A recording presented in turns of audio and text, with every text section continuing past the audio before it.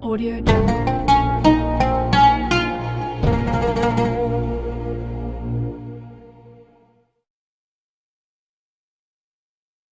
Bagaimana bisa melembutkan hati orang yang keras dan bagaimana bisa biasakan diri, merendah diri, tidak mau peduli kejayaan orang lain. Terima kasih.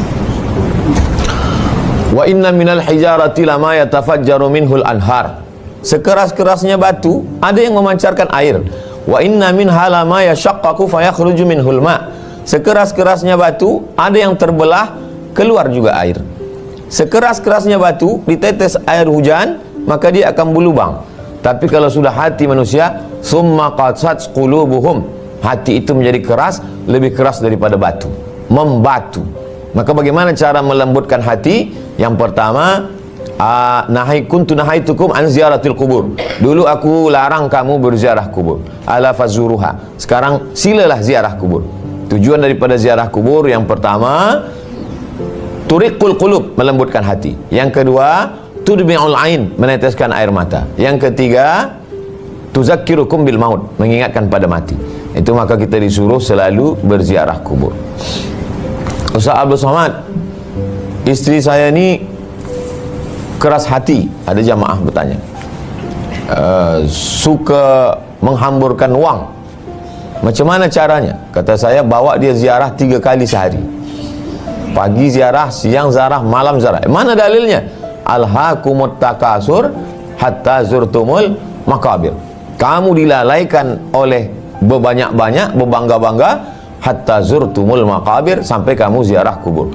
Jadi ziarah kubur insya-Allah menenangkan hati. Yang kedua, datang orang mengadu ke Nabi. Kata dia, ya Rasulullah, hati saya ini keras. Kata Nabi SAW, bagi makan kepada anak yatim, sapu kepala dia, maka itu melembutkan hati. Ja'a rajulun Nabi SAW syaka'an qaswati qalbi. Datang seorang laki-laki menghadap kepada Rasulullah, mengadukan tentang kerasnya hati dia. Maka kata Nabi, at'imil yatama, berilah makanan kepada anak yatim, sapu kepala dia. Maka itu salah satu. Ada orang zaman sekarang dia bagi makanan anak yatim, dia transfer melalui bank. Baik, tak salah, niatnya sampai. Tapi sebagai sebuah obat, dia belum dapat obat. Sebab bila kita makan bersama dengan anak yatim itu, kita datang ke tempat dia, kita bagi makan, kita tengok dia, kita sapu kepalanya, kita melihat sesuatu. Ada pelajaran melalui telinga, tapi tak dapat melalui mata. Kalau kita jumpa anak yatim, kita datang ke tempat dia, telinga kita tak dapat pelajaran sebab tak ada tazkirah, tapi mata menengok. Maka nasihat ada 2. Inna sam'a, yang dari telinga, wal basar, yang dari mata. Yang dari telinga kita dah selalu, yang dari mata ni belum. Maka kita khaskan satu waktu itu untuk melembutkan. Yang ketiga, idza marida, kalau ada saudaramu sakit, fa'udhu, menengok saudara yang sakit di hospital, maka itu juga insya-Allah melembutkan hati, mensyukuri nikmat sehat. Lalu kemudian, ara'aital ladzi yukadzibu biddin, fadzalikal ladzi yad'ul yatim wa la yahuddu 'ala ta'amil miskin. Alhamdulillah, bercerita dengan tuan-tuan ke Aceh saat terjadi tsunami, pergi ke Lombok saat ada gempa bumi. Artinya orang-orang Brunei bila mendengar sesuatu, dia tidak tengok negaranya, dia tak tengok dari mana, dia tengok sebagai seorang saudara, sama-sama umat Nabi Muhammad SAW. Itu salah satu usaha kita untuk melembutkan hati.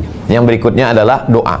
Ya muqallibal qulub, engkau yang membalik-balikkan hati, sabit qalbi. Ya Latif, Ya Latif, Ya Latif, Ya Latif, engkau yang maha lembut, yang maha lembut, yang maha lembut, ultuf bina, lembutkan hati kami, lembutlah kepada kami. Maka itu juga salah satu doa. Walillahil asmaul husna, Allah punya asmaul husna, fad'uhu biha, mintalah kepada Allah yang bersesuaian maknanya.